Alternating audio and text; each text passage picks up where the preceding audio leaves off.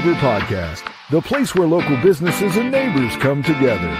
Here's your host, Skip Money. Well, hello, everyone, and welcome to the Good Neighbor Podcast of Western North Carolina and East Tennessee. So I'm very excited to have a very special guest in the studio for the first time with us today. And I'm sure you'll be just as excited as I am to learn all about him and his business, because today I have the pleasure of introducing your good neighbor, Mr. Charlie Meek, who is the owner-operator of R&P Property Managers. Charlie, welcome to the show. Appreciate it. Nice to be here. Well, we're thrilled to have you. And like I said, all excited to, we're all about small businesses, and I'm excited to learn all about you and what you do. So if you don't mind, why don't you start us out by telling us about R&P Property Managers?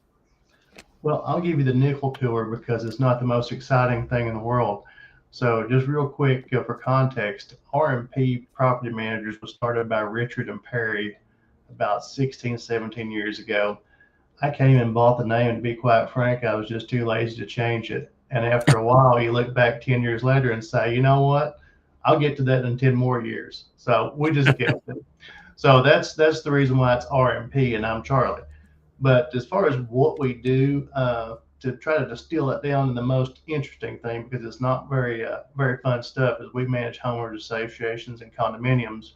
And we do maintenance as well, both for the condominiums and the members of the associations too. So we'll deal with their, we're the guys that write the trash can letters, and we collect the money, pay the bills, deal with their attorneys, and hope that we don't have to do it on a regular basis. And then try to help boards be good stewards of the funds of these communities, and try to keep the peace and keep some common ground. So, everybody loves HOA, so we do everything we can to try to make that a simpler, easier, more forgiving space for both boards and members. Very good. Yeah, everybody loves HOAs, and love keeping the peace and balance. That's a good thing.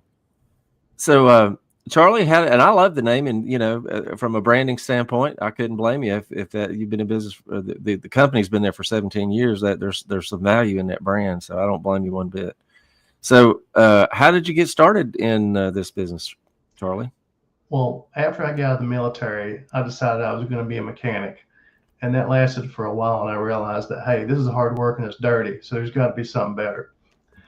So that led me into Trigger and Kimlon, and then next into my own landscape company, where I started working with homeowners associations as one of my bigger clients.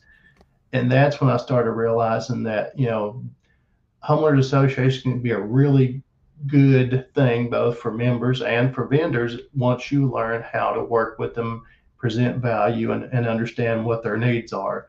So then I decided at some point in time it was another life change. I'm like, you know what? I prefer to be on the other side of the fence, maybe a little lower key, fewer employees, and not that we don't love our employees, but the managing properties and managing people together. It's like, I think there's an easier way to do it, and that was what brought us to buying into R&P initially. And a year later, I ended up buying all the equity. And we didn't start doing the maintenance right away. Initially, we were out there, just dealing with homeowners associations. And we felt like there was a little bit of a vacuum here as far as having a more boutique, and I say boutique, but more of a, let's make sure that we're listening to our clients instead of taking the HOA template that's all over the place and trying to shove that in our client's face. Is like, well, what do you need? Where are your pain points? What can we do better? And how can we format this business in a way that actually provides value to you and your membership? And that's where we've tried to keep it, is keeping our ears open. Obviously, property management means sometimes you got to tell people no, but you still have to listen and try to understand and find common ground. So that's kind of where we ended up, and seeing a community that we started with 10, 12 years ago, and be able to see that visible appreciation, both in the look, the financial stability, and then the overall enjoyment. That's kind of why we do what we do. Very good. Well, what are some myths or misconceptions in the property management business? Can you think of anything? We don't wake up and try to write letters about why you can't have your dream home pergola.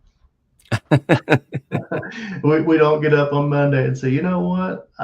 I know Mrs. Jones loves azaleas, so I'm just going to go out there and stomp them all. And I think sometimes that's the misconception that management, and frankly, some people don't understand the role of management. The management should really be, and I know sometimes me as an owner or managers that have years of experience sometimes forget that we are still at the service of our boards of directors. We are the administrative assistants to the board of directors. So they're still in charge, it's still their community. And I think sometimes both organizations that manage properties, managers, and even ownership need to understand that, hey, we're not the tip of the spear. We're supposed to be out there providing value, providing input, knowledge, information so that boards can make the best decisions that's ultimately going to impact their members in the best way. So, frankly, taking that sideline supportive role, I think, is where sometimes people get it wrong. And sometimes it does create some animosity because now it's not necessarily a relationship between, if you're friends, obviously you usually let people get by with a little bit.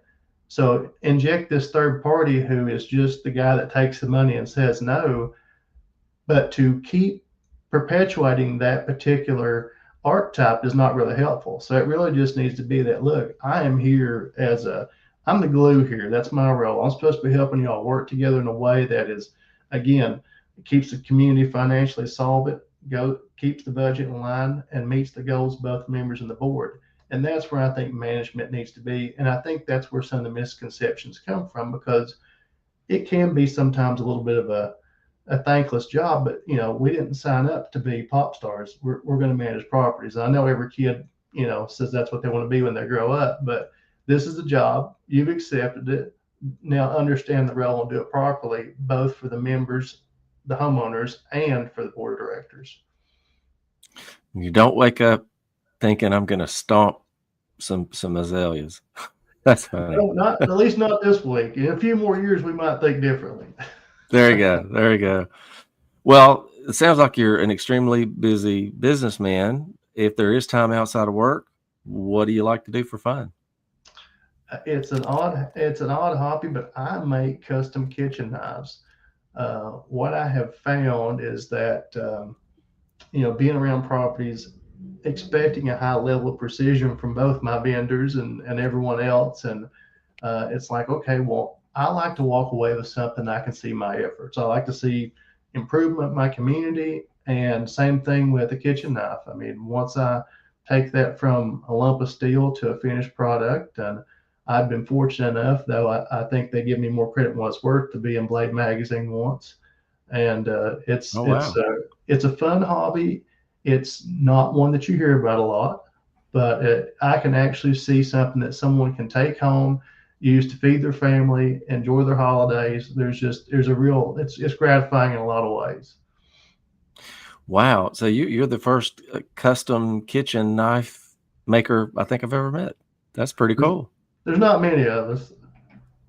So I guess you got to have all the equipment to do that, like a grinder, and that's where the other side of it comes in. It can become a rabbit hole. I mean, I tell folks, you can start making knives probably for a few $100. You can't enjoy making knives till about 20 grand later. That's funny. That's funny. Well, I've and this is totally unrelated, but I've got a tool that I bought at a yard sale that was built in 1896. It has a date on it, and it is made out of solid steel.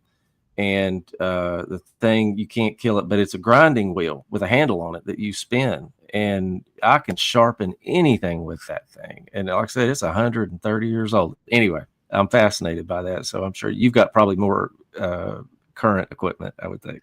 You know what? I will say the knife is one of the oldest tools around, and it still is just such an interesting thing to look at, and just kind of, you think we figured this out X years ago, but we're still using it, still improving upon it. So, time-honored tools made out of materials that last, that's hard to beat. Absolutely. Well, if Charlie, if you could think of one thing that you would like our listeners to remember about you and about RMP, what would that be? Well, just understand that your volunteer board of directors are cashing those big checks amounting to zero, and they're taking time away from their family and their kids to do what they're doing. So the only thing I'll say, I don't want it for myself, but think about those neighbors, why they're doing it, and maybe approach next time you have your challenges with them, approach it from the mindset of these folks are trying to do something um, for us and for ourselves without compensation. And if you just think about that before you have that next go around, I think you'll be better off. I couldn't agree more. Couldn't agree more. Just normal folks, friends and neighbors, you know. So, for those of us who are intrigued, interested in learning more about what you do, and or possibly even, I don't know if you have knife making, but for those of us who would like to learn more about your company, how can we do that? Well, we've got a website. It's www.rpmgrs.com. You're absolutely welcome to stop there. Shoot us an email. My information's there. Give me a call. I welcome questions from self-managed communities all the time. And again, I'm not going to tell you I'm the expert, but I'm happy to try to be a resource, point you in the right direction. Because the last thing I want to do is for folks to feel like, and don't get me wrong, I've got a lot of friends that are attorneys, but that they have to start out with the most expensive option. There are tools out there. There's information and resources. And shoot me a text, shoot me an email. We'll share anything that we know because we want people to improve their knowledge base with their communities, and that way HOAs don't get the bad name that they get when they're done properly and people know how to handle them. Very good. Awesome. Well, Charlie, I can't tell you how much I appreciate you taking time out of your busy schedule to hang out with us and tell us all about R&P Property Managers and yourself and your knife. Fascinated by that. And wish you and your family and your business all the best moving forward. My pleasure, and the same to y'all. Well, thank you, and would love to have you come back sometime. Maybe you could demonstrate some knife making for us. Say when. We'll be here. All right, brother. You have a great rest of the day. You too.